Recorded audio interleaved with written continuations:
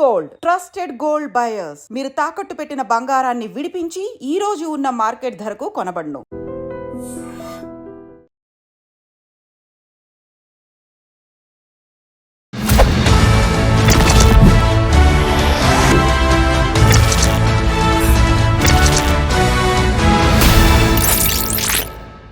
అందరికీ నమస్కారం. నేను Swaroopa Potlapalli. Welcome to trending topic. పరిచయం అక్కర్లేని కపుల్ దువ్వాడ శ్రీనివాస్, దివ్యల మాధురి. ప్రస్తుతం వారిద్దరూ నాతో పాటు ఉన్నారు. వాళ్ళ గురించి ఇవాళ చాలా ఇంట్రెస్టింగ్ విషయాలను నేను మీకు చెప్పబోతున్నాను. నమస్తే మాధురి గారు. నమస్తే అండి. నమస్తే శ్రీనివాస్ గారు. బాగున్నానండి. నేను ఇప్పటికీ మీ ఇంటర్వ్యూస్, మీ వీడియోస్ చాలా చూశాను. బట్ ఇంత తొందరగా మిమ్మల్ని ఇంటర్వ్యూ చేసే ఛాన్స్ నాకు వస్తుంది అనుకోలేదు. ఇవాళ మాత్రం చాలా విషయాలు అడగాలనుకుంటున్నానండి. పర్వాలేదా? ముందుగా ఇక్కడి నుంచి స్టార్ట్ చేస్తాను. మాధురి గారు, మీరు కొత్త బిజినెస్ ఏదో స్టార్ట్ చేయబోతున్నారంట హైదరాబాద్ లో, అది కూడా శారీస్ బిజినెస్. దాని గురించి ముందు మాట్లాడుకుందాం. నేను ముందు నుంచి నాకు శారీస్ బిజినెస్ మీద కొంచెం ప్యాషన్ ఉంది.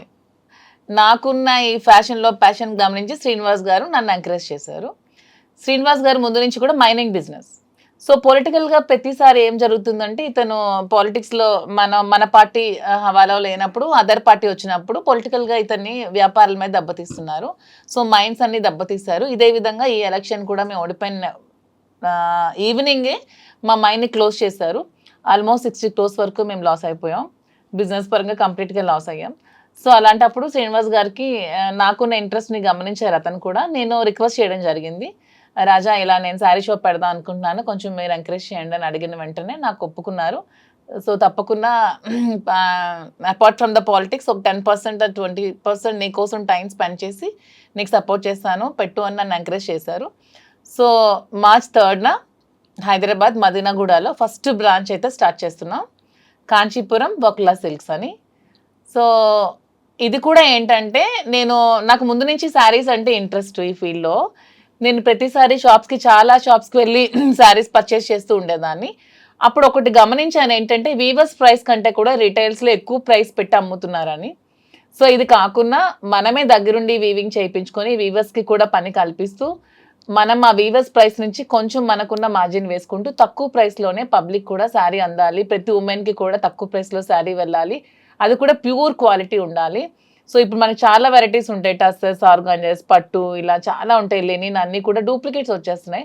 అలా కాకుండా, ఎందుకంటే యాజ్ ఏ ఉమెన్గా మనం శారీ కట్టుకునేటప్పుడు ఆ ఫీల్ అనేది మనకు తెలుస్తుంది. ఎదుటి వాళ్ళకంటే కూడా వాళ్ళకి నచ్చినాయి నచ్చకపోయినాయి, ముందు మనకు నచ్చాలి, మనకు ఆ ఫీల్ కంఫర్ట్గా ఉండాలి.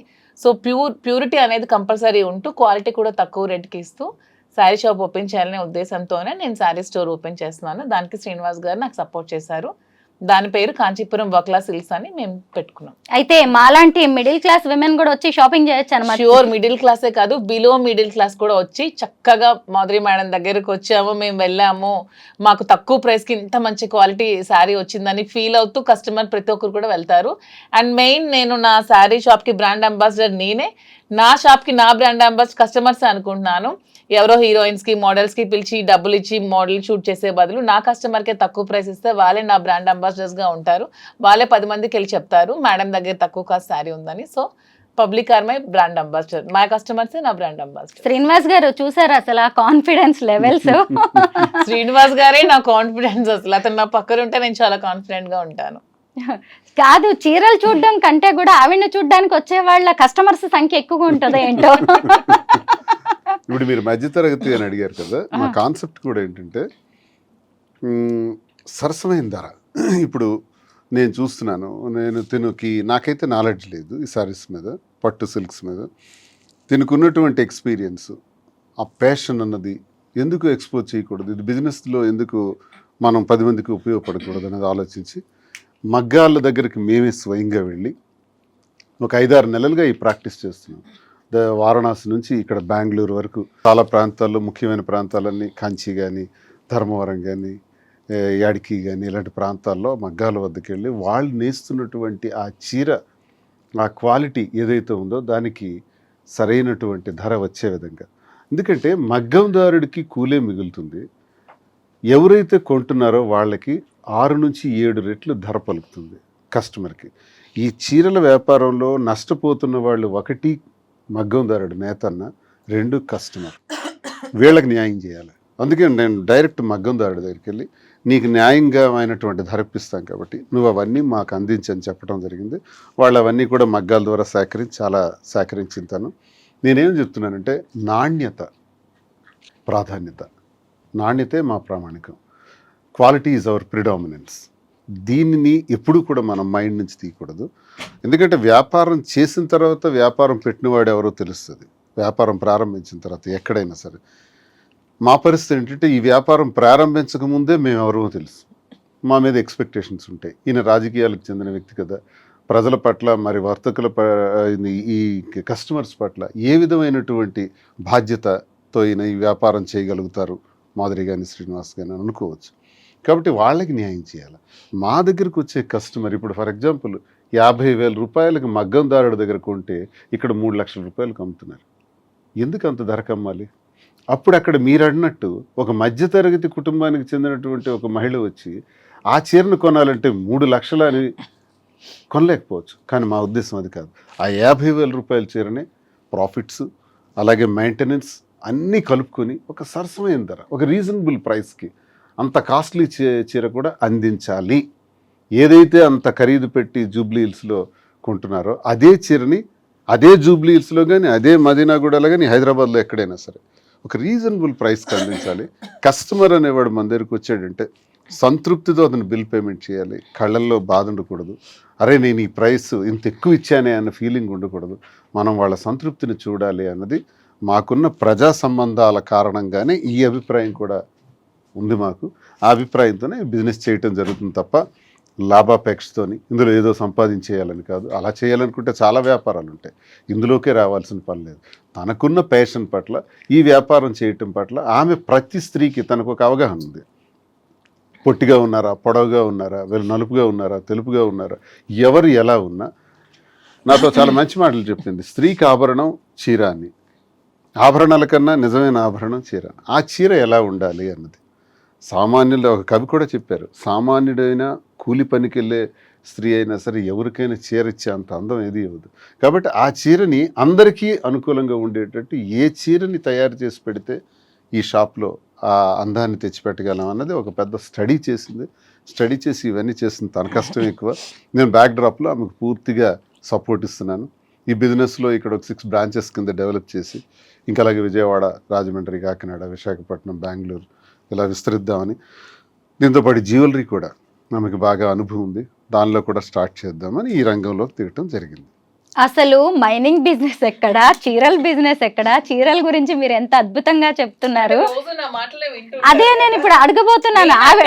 యాక్చువల్ గా ఎందుకంటే స్త్రీకి నిజమైన ఆభరణం చీర అని నేను అంటూ ఉంటాను. సో శ్రీనివాస్ ఉమెన్ పొట్టిగా ఉన్నా, పొడుగ్గా ఉన్నా, నలుపుగా ఉన్నా, లావుగా ఉన్నా, ఎలా ఉన్నా ఉమెన్ అంటే అందం అంతే. ఈవిడేనా మిమ్మల్ని ఇలా మార్చేసింది? చీరల గురించి కూడా మాట్లాడేలాగా ఈవిడే కదా. ఇంతవరకు రాళ్ల గురించి మాట్లాడేవాడు, రాళ్ళు రప్పల గురించి మాట్లాడేవాడు. వరల్డ్ క్లాస్ మెటీరియల్ గ్రానైట్ లో నాకు మంచి పేరు ప్రఖ్యాతులు ఉండే ఐకాన్ బ్రౌన్ అని. ఎక్స్పోర్ట్స్ 20 years గ్రానైట్స్ ఎక్స్పోర్ట్స్ లోనే ఉన్నాను. వ్యాపారం గురించి తెలుసు, ఫైనాన్స్ అప్ అండ్ డౌన్స్ తెలుసు, ఇవన్నీ తెలుసును. కానీ దీని గురించి నాకు చీరల పట్ల అవగాహన లేదు. ఈ మధ్యకాలంలో ఈ 4-5 months నుంచి ఎక్కువగా నేను చూస్తున్నాను. మగ్గాల దగ్గరికి వెళ్ళటం, వాళ్ళు చూడటం, వాళ్ళు పడే కష్టం, ఇందులో నాణ్యత, ఇవన్నీ చూస్తూ నేను కంక్లూజన్కి వచ్చాను. మనం ఈ బిజినెస్ ఈ రకంగా చేయాలి, ఇది బ్రెయిన్లో పెట్టుకున్నాను. తప్పకుండా సక్సెస్ చేస్తాం. తప్పకుండా న్యాయమైన ధర, సరసమైన ధర వస్తుంది. దానికి నేను ఎప్పుడు కూడా ఆ విధంగా ఆలోచిస్తాను. వ్యాపారం విషయంలో చేద్దాం. ఇప్పుడు ఈ వ్యాపారం చేయకూడదని ఏముంది? ఇది నేరం కాదు. చాలామంది అంటుంటారు దువ్వాడ శ్రీనివాస్ ఆఖరికి ఇలా ఆలోచిస్తున్నాడా, పొలిటీషియన్, అగ్రెసివ్గా మాట్లాడే పొలిటీషియన్, ఎవరినైనా ప్రశ్నించేవాడు, ఎంత దీనిగా ఉండేవాడు. ఏం తప్పే ఉంది? మాధురి కోరికను వ్యాలంటైన్స్ డే సందర్భంగా నాకు ఇది కోరుకుంది, నేను నా ఫ్యాషన్ పట్ల నాకున్న ఈ ప్యాషన్ని మీరు సహకరించండి అనేటప్పుడు నేను మాట ఇచ్చాను. తప్పకుండా తను ఈ బిజినెస్లో సక్సెస్ అవుతుంది. వచ్చే వ్యాలంటైన్స్ డే నాటికి తప్పకుండా 6 branches ఫినిష్ అవుతాయి. ఇతర ఆంధ్రప్రదేశ్లో కూడా కొన్ని బ్రాంచెస్ వస్తాయి. ఒక విమెన్ ఎంటర్ప్రెన్యూర్గా ఒక మంచి ప్లాట్ఫామ్ మీద నిలబడుతుంది. 6 branches ఎక్కడ మాధురి గారు? ఫస్ట్ నేను మదీనాగూడలో స్టార్ట్ చేస్తున్నాను. హైదరాబాదే. ఎందుకంటే వెన్ కంపేర్ టు ఆంధ్ర అమ్మాయినే, కానీ ఎందుకో నాకు హైదరాబాద్ పీపుల్ కనెక్షన్ ఈ 6-7 monthsలో చాలా ఎక్కువగా ఉంది. మాక్సిమం హైదరాబాద్ ఎవరికైనా సరే లైఫ్ ఇస్తుంది బతకడానికి వచ్చే వాళ్ళకి చాలా మందికి. సో నాకు ఎక్కువ ఫ్యాన్స్ కూడా హైదరాబాద్ లోనే ఉన్నారు. తెలంగాణ వాళ్ళే చాలా ఎక్కువ ఉన్నారు. నన్ను ఆదరిస్తున్నారు, అర్థం చేసుకున్నారు, సపోర్ట్ చేస్తున్నారు, నన్ను ప్రేమిస్తున్నారు, నన్ను కలవాలని అడుగుతున్నారు, నన్ను కలుస్తున్నారు, చాలా సపోర్ట్ చేస్తున్నారు. సో ఎందుకు ఫస్ట్ హైదరాబాదే చూస్ చేసుకోకూడదని ఆలోచించుకొని హైదరాబాద్ ఫస్ట్ చూస్ చేసుకున్నాను. అండ్ ఉమెన్ ఎంటర్ప్రెన్యూర్ ఎదగడానికి హైదరాబాద్ మంచి అవకాశం ఇస్తుందని నేను బాగా స్ట్రాంగ్గా నమ్ముతున్నాను.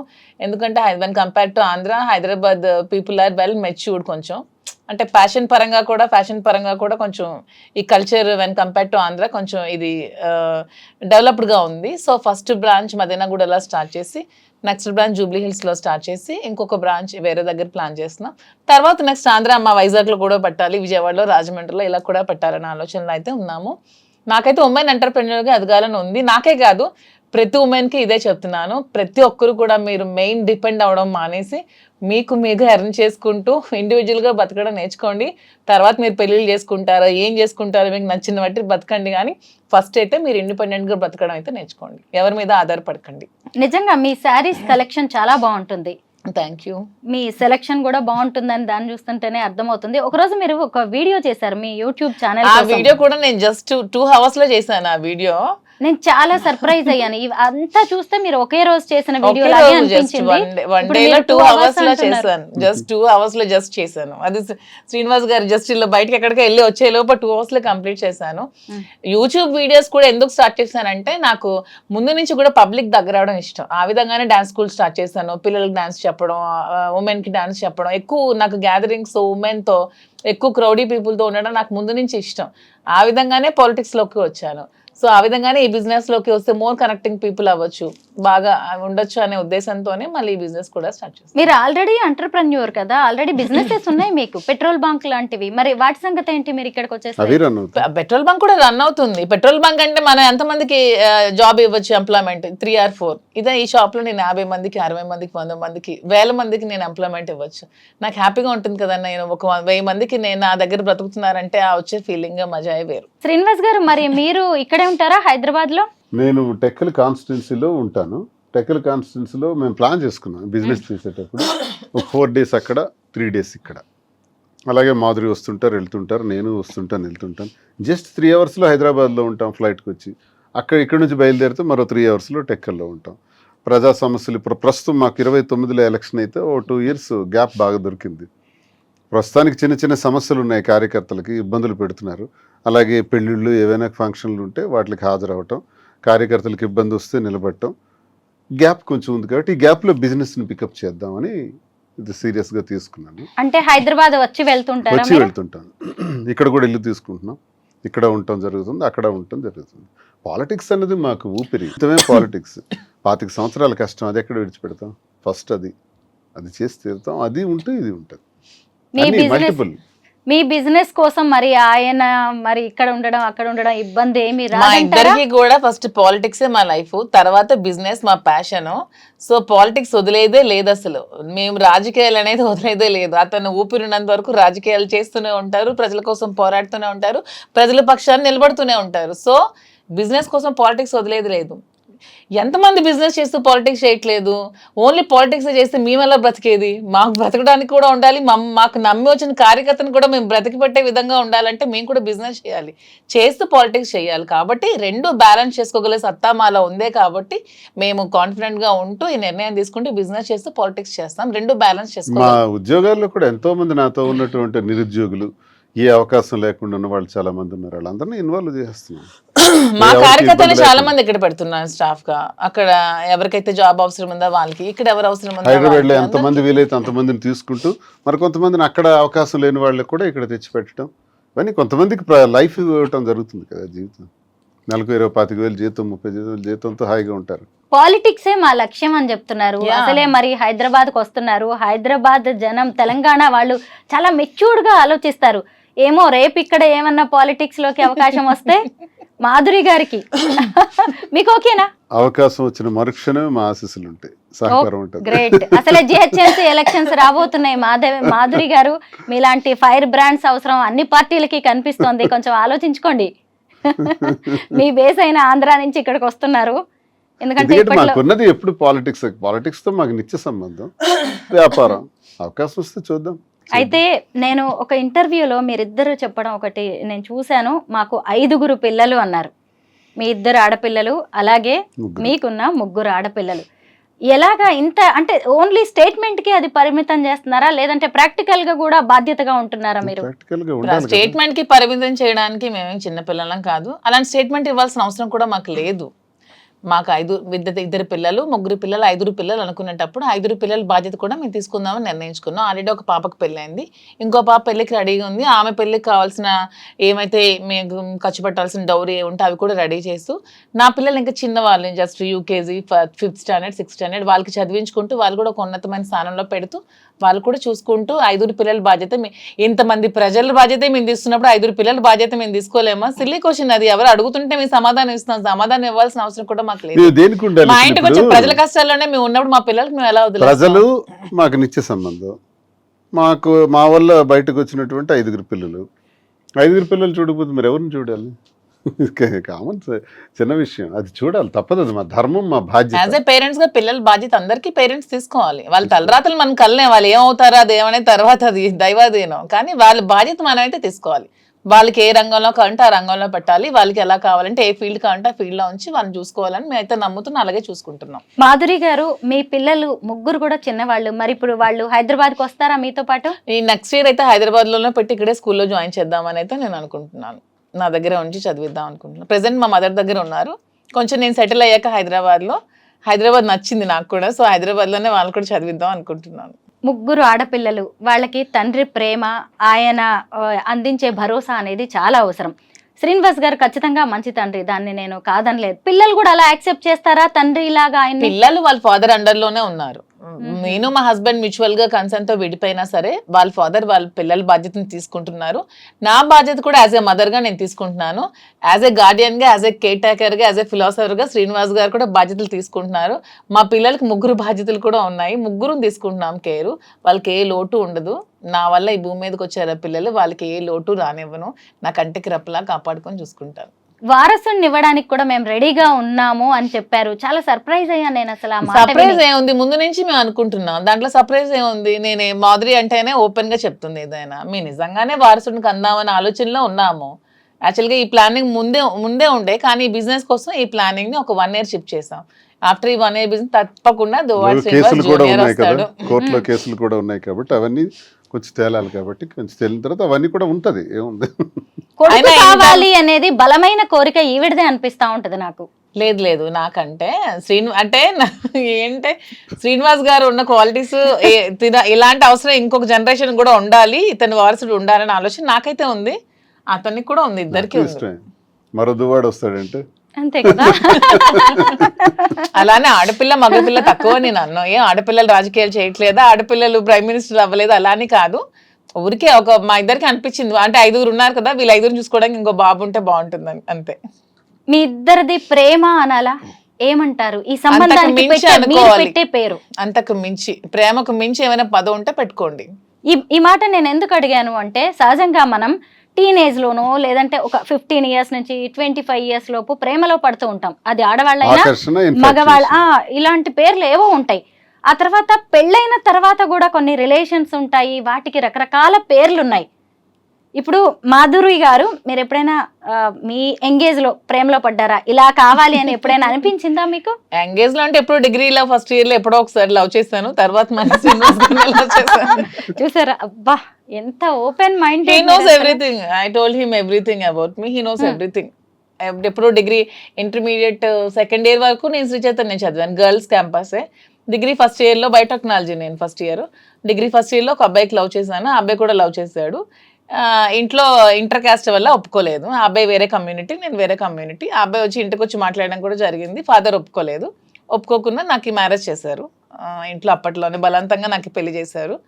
చేసిన తర్వాత కొంచెం అలా డిస్టర్బెన్సెస్ మా ఇద్దరి మధ్యలో, హస్బెండ్ మధ్యలో, మా మధ్యలో ముందు నుంచి ఉంది. అలా పెరిగాయి. వాని వల్ల ఇంకాస్త డిస్టర్బెన్సెస్ పెరిగి తర్వాత లాస్ట్ మా రిజార్ట్ శ్రీనివాస్ గారు అయ్యారు. అంటే చాలా మంది మహిళల్లో ఇలాంటి సంఘర్షణ ఉంటది మాధురి గారు. ఎందుకు మిమ్మల్ని చాలా మంది విమెన్ కావచ్చు, సొసైటీ కూడా మిమ్మల్ని అప్రిషియేట్ చేస్తుంది.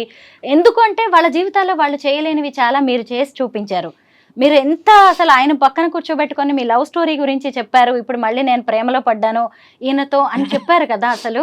అంటే ఉమెన్ సంఘర్షణకి గురై భర్తతో ఇబ్బందులు పడుతూ ఆత్మహత్యలు చేసుకుంటూ మొన్న ఎవరో ఒక అమ్మాయిని చూశాను పాపం, డాక్టర్ అమ్మాయి లవ్ మ్యారేజ్ చేసుకుందంట పాపం, ఒక ప్రణీత. వీడియో పెట్టింది, ఎంత బాధ అనిపించింది అంటే ఎందుకు అంత బాధపడాలి, నువ్వు బయటకు వచ్చేసాయి, నీ చేతిలో చదువు ఉందిగా, నువ్వు హ్యాపీగా బతకచ్చు కదా, బయటకు వచ్చి అంత ఏడుస్తూ అంత చచ్చిపోతూ నువ్వు అక్కడ ఎందుకు బ్రతకాలి, సొసైటీ కోసం నువ్వెందుకు బాధపడాలి, సొసైటీ నీకేమైనా పెంచుద్దా, నువ్వు చచ్చిపోతే నీకేమైనా వచ్చి ఆపుద్దా, హ్యాపీగా వచ్చి బ్రతుకు.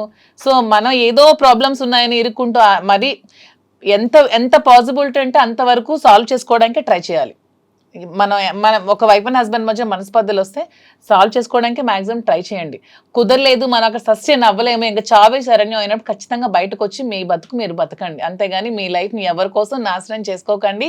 ఇది మీ లైఫ్, దేవుడు మీకు ఇచ్చిన లైఫ్, మీ లైఫ్ అనవసరంగా స్పాయిల్ చేసుకోకండి. శ్రీనివాస్ గారు మీరు చెప్పండి, మీకేమైనా ప్రేమ కథలు ఉన్నాయా? 1, 2 కాదు, ఒక 100 కథలు ఉంటాయి. ఎందుకు ఇప్పుడు ఆ కథ?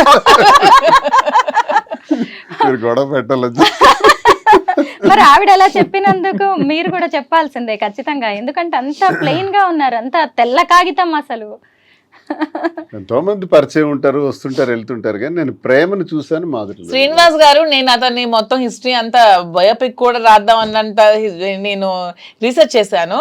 అతను లైఫ్ లో కాలేజ్ డేస్ నుంచి చిన్నప్పటి నుంచి మొత్తం అంతా రీసెర్చ్ చేస్తే శ్రీనివాస్ గారు ఎప్పుడు ఎవరిని లవ్ చేయలేదు తన లైఫ్ లో. ఏంటండి మీకు ఆయన అంటే, అసలు బయోపిక్ రాస్తారంట. యాక్చువల్లీ మూవీ కూడా తీద్దామని చాలా మంది వస్తున్నారు. శ్రీనివాస్ గారి స్టోరీ చిన్నప్పటి నుంచి ఇప్పటి వరకు, ఈవెన్ మా లవ్ స్టోరీతో కలిపి తీద్దామని చాలా మంది మాకు కన్సల్ట్ అవుతున్నారు. ఈ బిజినెస్ లో పడి కొంచెం గ్యాప్ ఇచ్చాం. మంచి మంచి స్టోరీస్ ఉన్నాయి. అతని లైఫ్ లో ఎప్పుడు ఎవరిని లవ్ చేయలేదు. అతను ఫస్ట్ అండ్ లాస్ట్ నన్నే లవ్ చేసి ఉంటారు. అసలు మాధురి గారు అయితే పెద్ద స్కెచ్ తోనే హైదరాబాద్ తెలంగాణకు వస్తున్నట్టుగా కనిపిస్తుంది. ఎందుకంటే ఆవిడ ఒక మంచి డాన్సరు, యాక్టింగ్ స్కిల్స్ కూడా ఉన్నాయి, ఆల్రెడీ సినిమాకి ప్రొడ్యూసర్ గా వర్క్ చేశారు, డైరెక్షన్ ఛాన్స్ ఉంది ఆవిడకి, యాక్టింగ్ ఛాన్స్. ఏదైనా మీకు డైరెక్షన్ నాకు రాదు లేదా? శ్రీనివాస్ గారికి ఇంట్రెస్ట్ ఉండేది, మూవీస్ లో యాక్ట్ చేయాలని ఇంట్రెస్ట్ ఉండేది. నాకు జగన్మోహన్ రెడ్డి గారు అంటే అభిమానం, అతనంటే ఒక ఇది దైవ సమానులు నాకు. సో అతను చేసిన పథకాలన్నీ ప్రజలకి తెలియాలనే ఆలోచనతో, ఆ పథకాలని ఎలా ప్రవేశపెట్టారు, ఎలా చేశారనే ఆలోచనతో ఒక స్టోరీ చిన్నది రెడీ చేసుకొని శ్రీనివాస్ గారిని లీడ్ రోల్ గా పెట్టి వాలంటీర్ అనే ఒక మూవీకి ప్రొడ్యూస్ చేసి ఒక మూవీ అయితే తీసాను. ప్రొడ్యూసర్ వర్క్ చేశాను, డైరెక్షన్ అయితే నాకు రాదు, యాక్టింగ్ మాత్రం నాకు చాలా ఇంట్రెస్ట్. మీకు సీరియల్స్ లో గానీ, సినిమాల్లో గానీ, వెబ్ సిరీస్ లో గానీ ఛాన్స్ వస్తే చేస్తారా? నాకు ఒక మంచి ఉమెన్ విలన్ రోల్ చేయాలని ఉంది నాకైతే. అంటే రియల్ లైఫ్ లోనేమో మీకు మీరు హీరోయిన్, అంతే, మళ్ళీ రియల్ లైఫ్ లోకి వచ్చేసరికి విలన్ రోల్ చేయాలని ఉంది. యాక్చువల్లీ ఈవిడ దేనికి సూట్ అవుతారండి రియల్ లైఫ్ లో, మీరు చెప్పండి. మంచి మనసు ఉంది అమ్మాయి, అంతేనా? ప్రేమ, అభిమానం. మీరిద్దరూ కూడా సొసైటీ కోసం, పెద్దల కోసం పెళ్లి చేసుకున్నట్టున్నారు, పిల్లల్ని కూడా కన్నారు, కానీ మీ జీవితాల్లో ఏదో వెళుతుంది. ఆ టైం ఆ ప్రేమ కరువైంది. ఆ ప్రేమ మా ఇద్దరి మధ్యలో ఇప్పుడు గత జన్మ అంతే. నేను అదే నమ్ముతాను, కర్మ సిద్ధాంతంలో నేను అదే నమ్ముతాను. ఎక్కడో గత జన్మలో ఆగింది, ఆ బ్రేక్ ఇప్పుడు అది కంటిన్యూ అవుతుంది. అన్ని లవ్ స్టోరీస్ ఫిక్షన్ నుంచి వస్తాయేమో, మా love stories real. So fiction వేరు, రియల్ వేరు, మాది రియల్. ఏం నచ్చుతుంది మీకు ఈ వీడియోలో? ఫెయిర్నెస్, స్పష్టంగా, క్లారిటీగా, ట్రాన్స్పరెంట్గా ఉంటుంది. నా పట్ల చాలా ప్రేమ చూపెడుతుంది కదా. అసలు ఇంత ప్రేమని భరించడం కష్టం కదా. ఇంత ధైర్యం అయింది. నేను పొరపాటున ఒక మాట అంటే ఇమీడియట్ గా ఎలా రియాక్ట్ అవుతుందో తెలియదు. అందుకే నేను చాలా జాగ్రత్తగా ఏమన్నా అంటే ఒక క్షణం అతను నాతో మాట్లాడకపోయినా నేను ఉండలేను అనమాట. ఒక క్షణం ఆ గ్యాప్ కూడా నేను తీసుకోలేను. ఏంటి శ్రీనివాస్ గారు ఏం చేశారు మీరు అసలు? బాబాయ్ నాకైతే చాలా, అసలు మీరు చాలా లక్కీ అండి. మీకు అనిపిస్తుంది ఎప్పుడైనా లైఫ్ లో మీరు కొన్ని స్ట్రగుల్స్ పడ్డారు? డబ్బులు పదవులు అవేం అక్కర్లేదు. డబ్బు కావాలంటే నాకు నేను సంపాదించుకోగలను, పదవి కావాలంటే నాకు నేను తెచ్చుకోగలను. నాకు ప్రేమ ఒక్కటే కావాలి, అది శ్రీనివాస్ గారు. ఏజ్ పరంగా చాలా గ్యాప్ ఉన్నప్పుడు కూడా ఇలా నా కోసం, నాకున్న సమస్యలు, నాకున్న సవాళ్ళు, నాకున్న శత్రువులు, నాకున్న రాజకీయ ప్రత్యర్థులు, పరిస్థితులు, ప్రభావాలు, నష్టాలు, లాభాలు, ఇవన్నీ ములిగి తేలి జీవితం. అది ఇలాంటి పరిస్థితుల్లో ఆసరాగా, అండదండగా ఉండవలసిన అవసరం తనకే ఉంది. ఇది ప్రేమ కాకపోతే, గత జన్మ సుకృతం కాకపోతే ఎందుకుంటుంది? నాది త్యాగం కాదు, తనదే త్యాగం. నిజంగా నా కోసం నిలబడి ఇన్ని చేస్తున్నప్పుడు ఏ మనిషి అయినా ఇంకెంతకన్నా ఏం కోరుకుంటాం? జీవితంలో పుట్టినాక ప్రేమనే కదా కోరుకుంటాం. అది తల్లి ప్రేమ, తండ్రి ప్రేమ, అక్క చెల్లెళ్ళు, అన్నదమ్ముళ్ళు, స్నేహితులు, ఆఖరికి ఇలా ప్రేమ, ఒక ఆడమగకి మధ్య ఉండేటువంటి ప్రేమ. ఈ ప్రేమతత్వమే మనల్ని ఇలా మార్చుతుంది. నిజంగా అంటే మాధురి గారు, మీకు మీ లైఫ్లో ఒక అసంతృప్తి, ఒక వాక్యూమ్ అనేది ఉండొచ్చు. ఒకవేళ అందరు ఆడవాళ్ళలాగే నచ్చకపోతే విడాకులు తీసుకొని వేరే జీవితాన్ని ప్రారంభించే అవకాశం కూడా మీకుంది.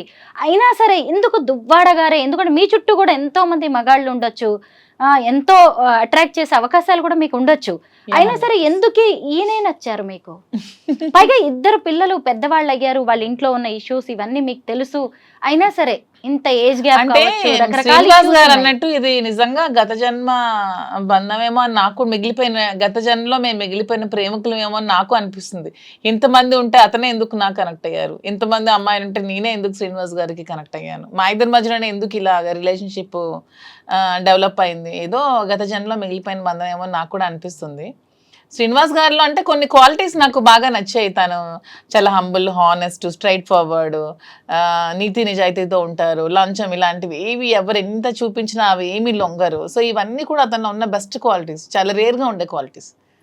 లైక్ డైమండ్, కోహినూర్ డైమండ్ లాగా ఎంతో ఎంతో రేర్ పీస్ లాగా, ఒక రేర్ యాంటిక్ పీస్ అనమాట దువ్వాడ శ్రీనివాస్ గారు. ఈ రోజుకి ఇలా చూసినా గానీ ఈ వీడియో కోసం వెనకబడే వాళ్ళు చాలా మంది ఉండొచ్చు కూడా. అంటే ఆవిడకున్న క్యారెక్టర్ అలాంటిది, ఆవిడకున్న క్వాలిటీస్ అలాంటివి.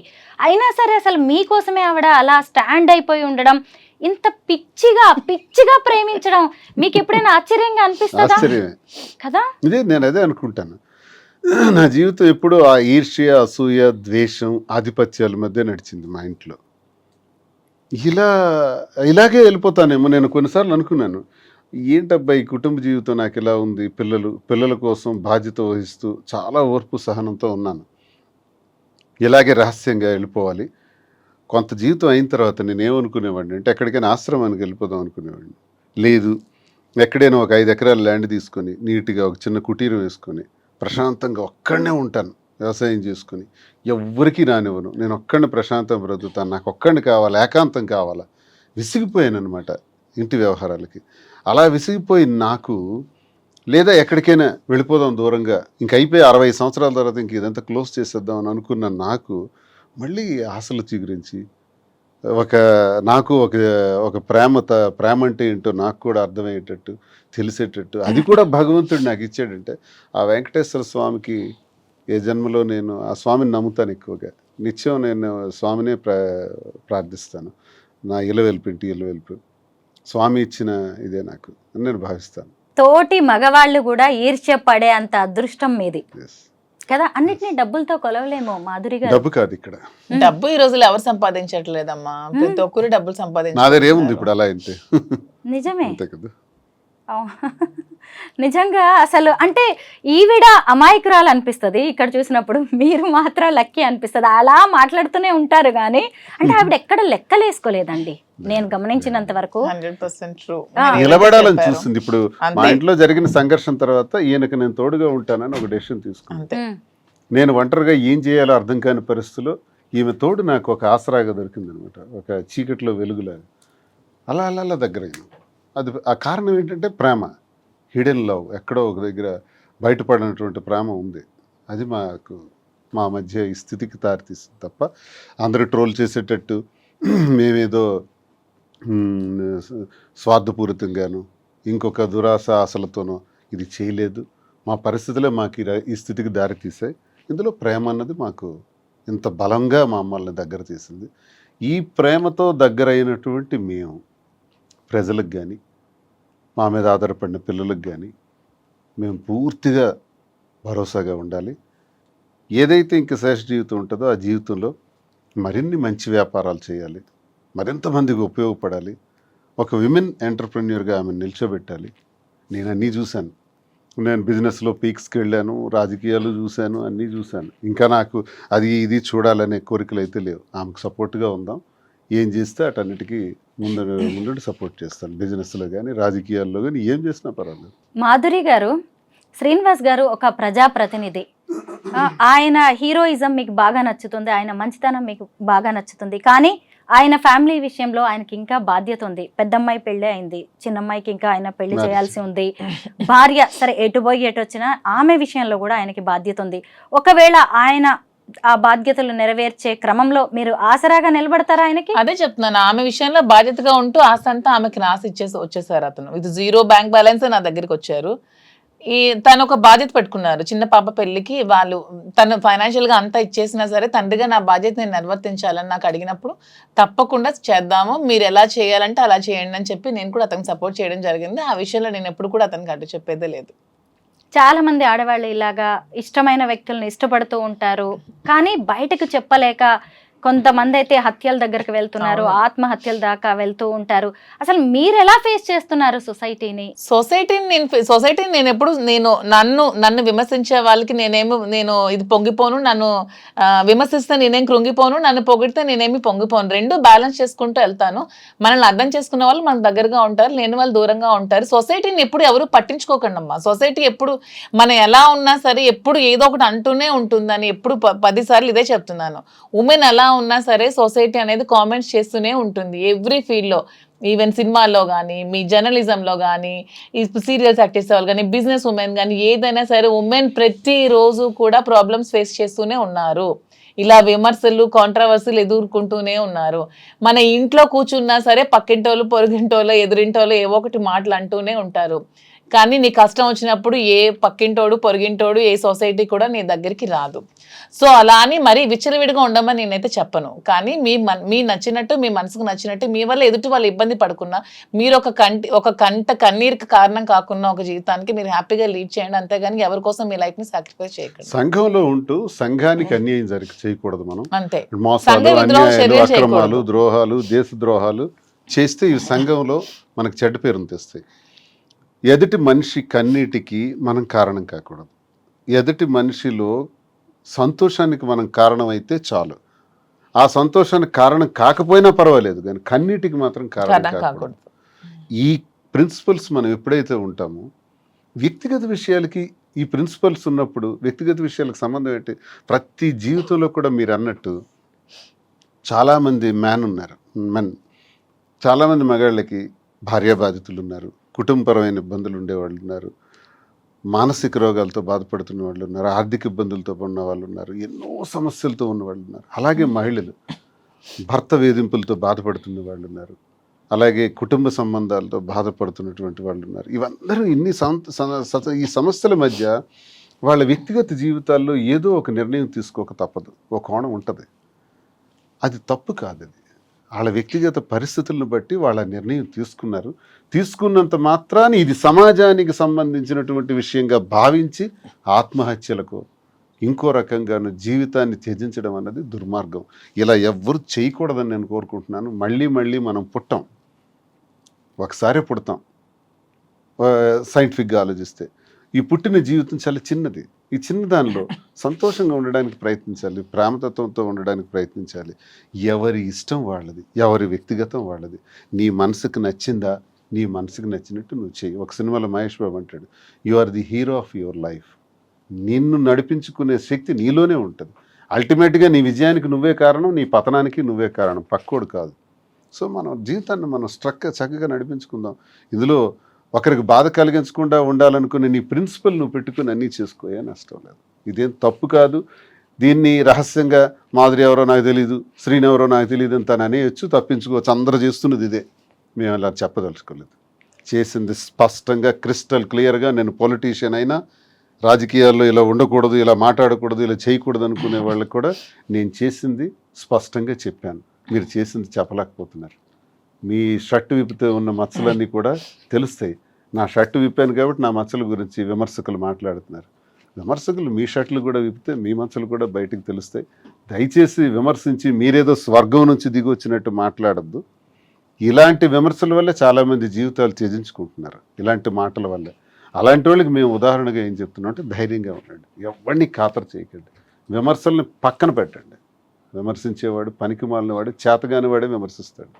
మహిళ స్ట్రాంగ్ గా ఉండాలని చెప్తాము, బాగా చదువుకోవాలి అంటాము, ఉద్యోగాలు చేయాలంటాము, అంతరిక్షంలో కూడా ఆడది వెళ్ళాలని చెప్తాం. కానీ అదే పర్సనల్ లైఫ్ లోకి వచ్చేసరికి మాత్రం ఎవరిని పెళ్లి చేసుకుంటే వాళ్ళతోనే ఉండాలి, ఆ చెయ్యి వదిలేసిరా, నీకు ఇష్టమైన మళ్ళీ ఇంకొక మగాడి చెయ్యి పట్టుకొని ఏ సమాజమూ చెప్పదు.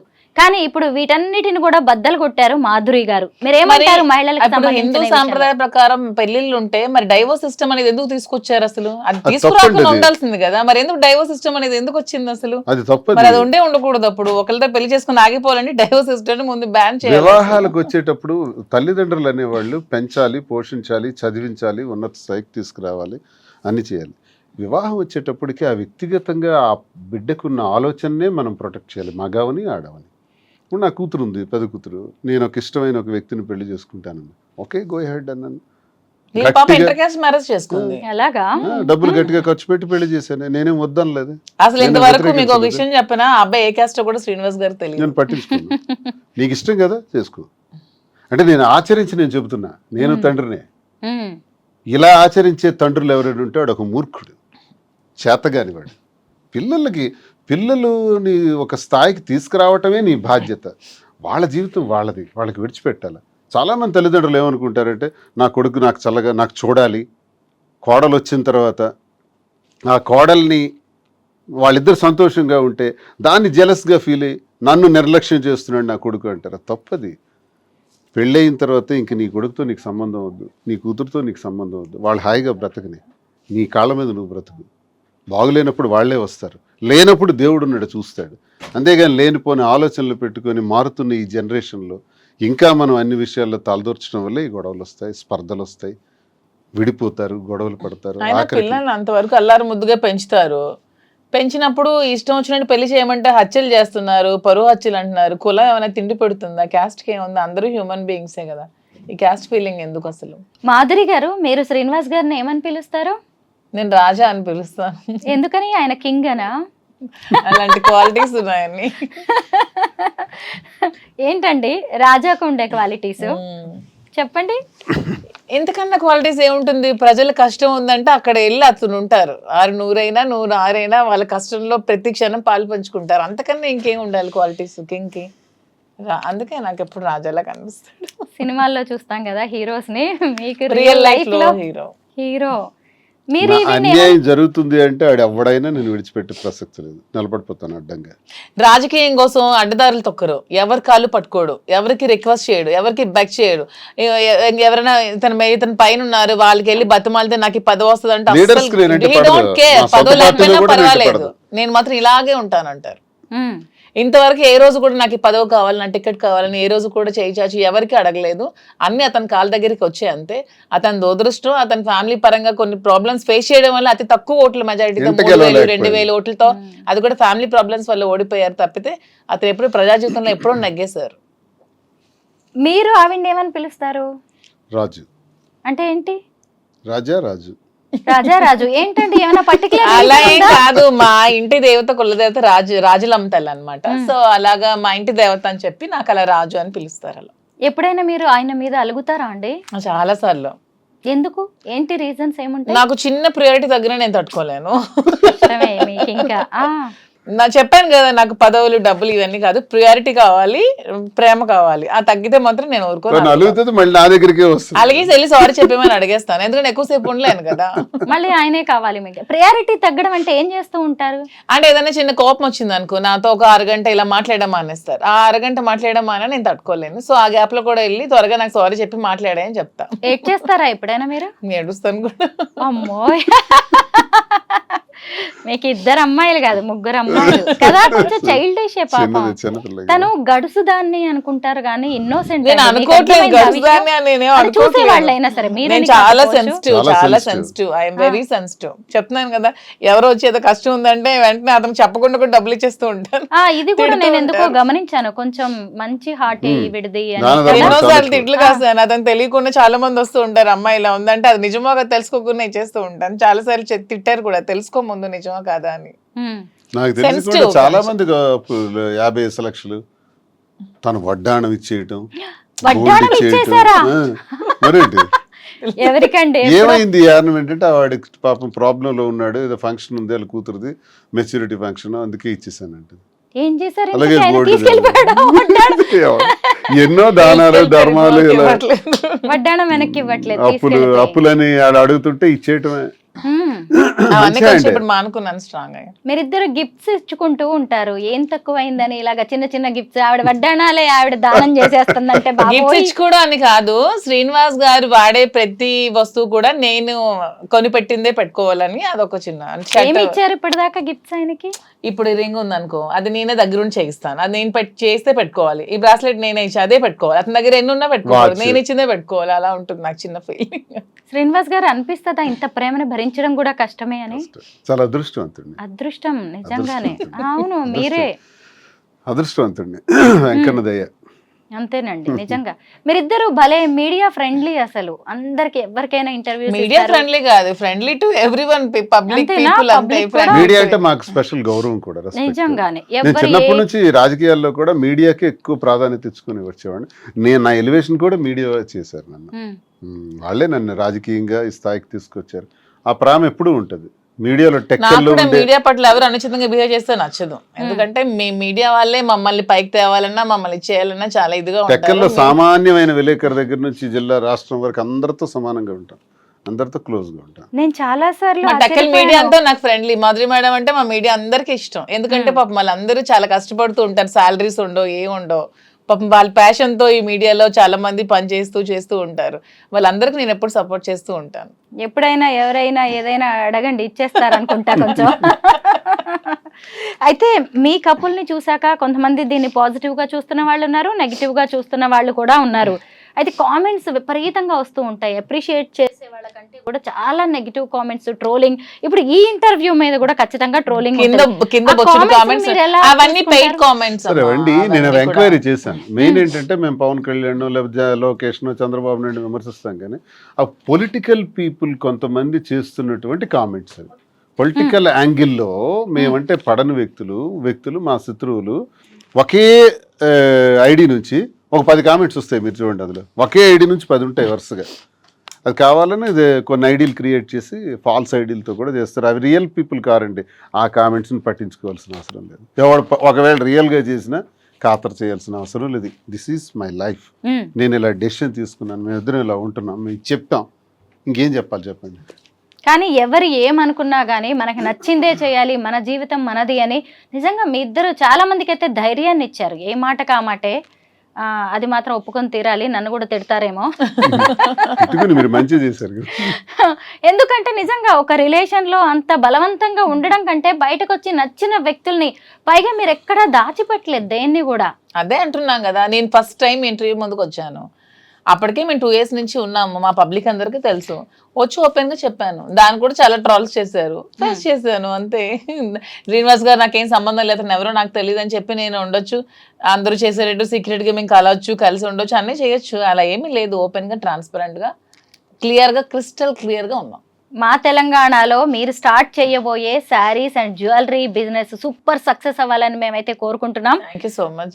నాకు నమ్మకం అయితే ఉంది తెలంగాణ పీపుల్ మీద, నాకు సపోర్ట్ చేస్తారని, నన్ను ఆదరిస్తారని, నాకు ఈ బిజినెస్ కి 100% వాళ్ళు చేయూతనిస్తారని నమ్మకం అయితే నాకు ఖచ్చితంగా. చాలా మంది తెలంగాణ పీపుల్ మేము కష్టాల్లో ఉండేటప్పుడు ఇక్కడ నుంచి ఫోన్స్ మహబూబ్ నగర్, నిజామాబాద్, హైదరాబాద్, ఈవెన్ నా పవర్ కట్ చేసినప్పుడు వానైతే నాకు ఇంటికి రావాలా, మేము వస్తాం, మేము హెల్ప్ చేస్తామని ఎక్కడెక్కడి నుంచో నాకు కాల్స్ చేసి చాలా సపోర్ట్. విచిత్రంగా తెలంగాణ చాలా ఎక్కువ వచ్చింది. అందుకే విశాఖపట్నంలో ప్రారంభిద్దాం బిజినెస్ అనుకున్నాం, మాకు నూనె హైదరాబాద్లో ప్రారంభిద్దాం, 2 రాష్ట్రాల్లో కూడా మనకి అదొక వైడ్ ఇది వస్తుంది, అక్కడే చేద్దాం మనసు మార్చుకొని మళ్ళీ ఇక్కడికే వచ్చాం. ప్రేమాభిమానాలు, ప్రజలు ఇవన్నీ మర్చిపోలేనివి. మా కష్టాల్లో మాకు ఎంతమంది కాల్ చేసి నిలబడ్డారు అనేది మాకు తెలుసు. మీ దేశ ఆంధ్ర అయినా కానీ మా కోసం మీరు ఇక్కడికి వచ్చేసి కొత్త బిజినెస్ స్టార్ట్ చేయడం, మీ జీవితం కూడా అండి ఖచ్చితంగా ఈ సెకండ్ ఇన్నింగ్స్ అనేది అద్భుతంగా ఉండాలి. మీ పర్సనల్ లైఫ్ కూడా, ప్రొఫెషనల్ లైఫ్ కూడా ఖచ్చితంగా. ఈవెన్ నేను సినిమాల్లోనో సీరియల్స్ లోనో ఎక్కడో స్టార్ లాగా అయితే చూస్తాను. Thank you so much. Thanks to you both. Thank you.